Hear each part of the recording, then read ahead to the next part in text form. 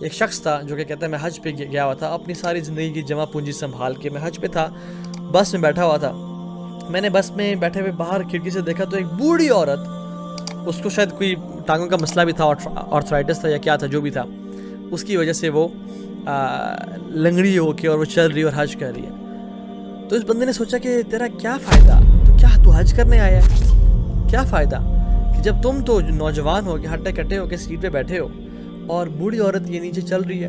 اس نے وہ اترا اور اس نے اس عورت کو کہا کہ ماں جی آپ میری سیٹ پہ جا کے بیٹھ جائیں، میں تو چل سکتا ہوں، میں تو چل لوں گا، آپ میری سیٹ پہ بیٹھ جائیں کیونکہ آپ کے لیے چلنا بڑا تکلیف دہ ہے.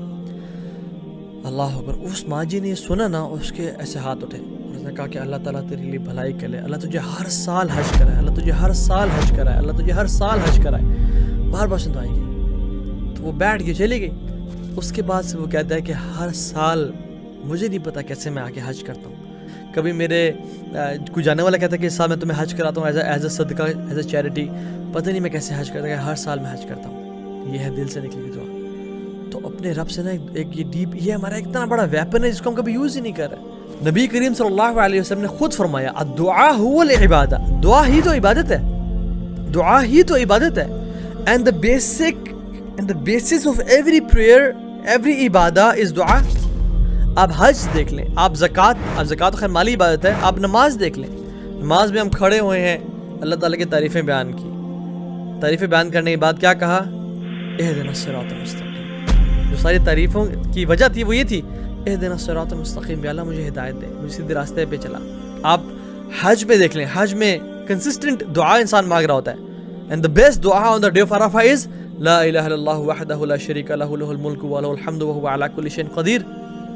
This is دعا and this is the best دعا جو کہ اللہ کے امین اور تمام انبیاء نے عرفہ کے دن مانگی. یقین جانیں آپ کا لاسٹ کنیکشن اللہ تعالیٰ سے صرف آدھے گھنٹے کی دوری پہ ہے. آدھا گھنٹہ چھت پہ چلے جائیں، آدھا گھنٹہ اکیلے ہو جائیں، اپنی گاڑی میں بیٹھ جائیں، کہیں بھی چلے جائیں، مصلی پہ بیٹھ جائیں اور ہاتھ اٹھائیں اور اللہ تعالیٰ کی حمد و ثنا بیان کریں، جتنی آتی ہے کثرت سے بیان کریں، اور پھر نبی کریم صلی اللہ علیہ وسلم پہ درود بھیجیں، اور پھر اپنی عاجزی اور انکساری کا اعلان کریں. یا اللہ میں کتنا گناہ گار ہوں، یا اللہ تیری مجھ پہ اتنی نعمتیں ہیں، رحمتیں ہیں، کرم ہے کہ میں گن نہیں سکتا. میں ایکنالج کرتا ہوں یا اللہ، اور مجھے کرنا کیا چاہیے تھا کہ میں تیرا اچھا انسان بنوں، لیکن میں نے کیا کیا کہ میں گناہوں میں پڑ گیا، میں نے ظلم کیا اپنے نفس پہ.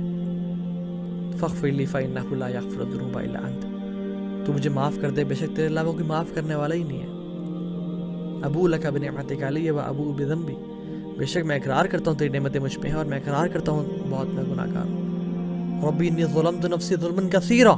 یہ ہمیں ہر تشہد میں دعا مانگنی چاہیے. ابو بکر صدیق کو رضی اللہ تعالیٰ عنہ، ان کو اللہ کے مین نے یہ ایڈوائز کی تھی کہ ابو بکر یہ دعا مانگو، ربی انی ظلمت نفسی ظلما کثیرا، یا اللہ میں نے اپنے نفس سے ظلم کیا اور بہت زیادہ ظلم کیا ہے، ولا یغفر الذنوب الا انت، اور آپ کے علاوہ کوئی گناہ معاف کرنے والا ہے کوئی نہیں. فاغفر لی مغفرۃ من عندک. مجھے معاف کر دیں. اور کس طرح کی معافی؟ مغفرۃ من عندک، جو آپ کے پاس ہے، جو معافی آپ کے پاس ہے، بہترین قسم کی معافی.